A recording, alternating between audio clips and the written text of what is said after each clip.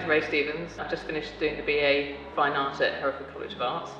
So Cold Light of Day, as I'm sure you probably gathered looking at it, is a very personal piece. It's about personal loss, and it is about that awakening you have in the cold light of day of some reality about your particular aspect of your life. My work has always had an element of narrative about it, but this time it was something a bit more personal, so it was investigating into human personal losses. Previously my work's been quite colourful and quite animated. This has got a much more pared back feel to it. Fairly quickly after starting the project, it kind of became a realisation that it wasn't just about me anymore, it was about a lot of other people. The minute you realise it's about lots of other people, it becomes much easier. And lots of other people turned into the 100 pieces that you see, and I think it was important to have that kind of multiple to get that message across.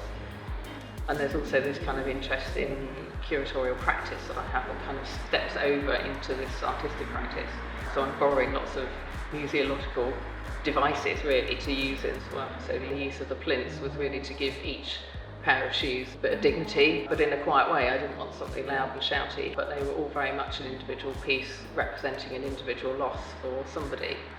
And I kind of wanted to give other people something, so part of this idea was that people were going to be able to write in the memorial book and also to be able to take a pair of shoes away if they feel that's helpful to them, if they've been affected by the same sort of loss. I've long needed a creative outlet. When you've spent 30 years in the NHS, then certainly as a clinician, less so later on, you kind of see when people are in really desperate circumstances. I think that has to kind of inform your work if you've been a witness to that over a number of years. So while this is quite a kind of personal piece at the moment, I think my work is going to be going on to look at some of those, more human issues. It was a big surprise actually to win the Sidney Nolan Trust Award. I think it's going to give me a fantastic opportunity to have a residency at the Rod later on in the year, which I think is going to be invaluable at giving me a chance to really completely focus on my practical work right at the beginning of a new project.